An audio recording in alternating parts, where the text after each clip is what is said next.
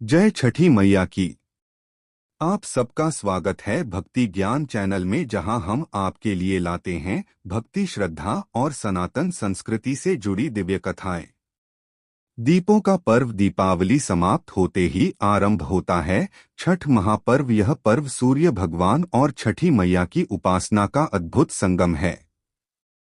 4 दिनों तक चलने वाले इस व्रत में भक्त उपवास, स्नान, अर्घ्य और भक्ति के माध्यम से अपने जीवन में सूर्यदेव की कृपा और छठी मैया का आशीर्वाद प्राप्त करते हैं। कहा जाता है कि छठी मैया केवल सूर्य की बहन ही नहीं, बल्कि संतान और सुख समृद्धि की अधिष्ठात्री देवी हैं।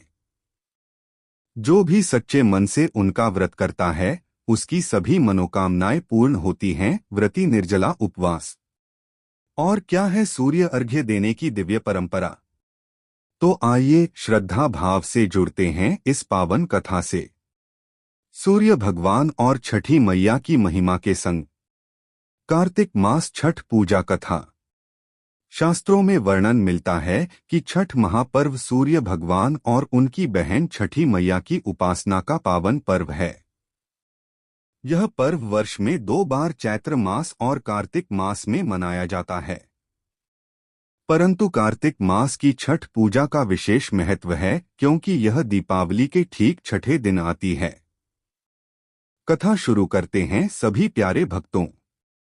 बहुत प्राचीन काल में जब सत्ययुग था, तब राजा प्रियव्रत नाम के एक राजा हुआ करते थे। उनकी पत्नी का नाम मालिनी था। दोनों अत्यंत धर्मपरायण और दयालु थे, परंतु उनके कोई संतान नहीं थी। राजा रानी संतान सुख के लिए अनेक यज्ञ और व्रत करने लगे, किंतु फिर भी उन्हें संतान की प्राप्ति नहीं हुई। एक दिन महर्षि कश्यप उनके महल में पधारे। राजा ने उनसे संतान प्राप्ति का उपाय पूछा। महर्षि ने कहा, हे राजन, आप पुत्रष्टि यज्ञ कराए, निश्चय ही आपको संतान प्राप्त होगी। राजा ने यज्ञ करवाया। यज्ञ के पश्चात जब रानी मालिनी ने प्रसाद रूप में खीर ग्रहण की, तो कुछ समय बाद उन्हें एक पुत्र उत्पन्न हुआ, किंतु वह शिशु जन्म लेते ही मृत हो गया। राजा और रानी शोक से व्याकुल होकर रोने लगे। उसी समय आकाश से एक तेजस्वी देवी प्रकट हुई। उन्होंने कहा, हे राजन, मैं छठी मैया हूँ, ब्रह्मा जी की मानस पुत्री और सृष्टि की रक्षिका। मैं ही सबकी संतान की रक्षक हूँ। यदि आप मेरी विधिवत उपासना करेंगे तो आपको अवश्य ही जीवित और स्वस्थ संतान की प्राप्ति होगी। राजा प्रियव्रत ने छठी मैया की आज्ञा अनुसार कार्तिक शुक्ल षष्ठी के दिन व्रत किया और सूर्य भगवान को अर्घ्य अर्पित किया। मैया की कृपा से रानी मालिनी को जीवित और स्वस्थ पुत्र की प्राप्ति हुई। तब से यह व्रत लोक में प्रसिद्ध हुआ और छठ महापर्व के नाम से जाना गया। इस व्रत में व्रती 4 दिन तक पवित्रता, संयम और उपवास का पालन करते हैं।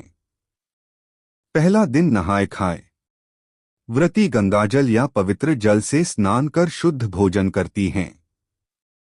दूसरा दिन खरना। संध्या के समय गुड़ और चावल की खीर बनाकर सूर्यदेव को अर्पित की जाती है, फिर प्रसाद ग्रहण किया जाता है। तीसरा दिन संध्या अर्घ्य। डूबते सूर्य को अर्घ्य दिया जाता है। घाटों पर गीत भजन गाए जाते हैं। चौथा दिन उषा अर्घ्य। अगले दिन प्रातःकाल उगते सूर्य को अर्घ्य दिया जाता है और फिर व्रत का पारण किया जाता है। छठी मैया का यह व्रत संतान सुख, आरोग्य, दीर्घायु और संपन्नता प्रदान करता है।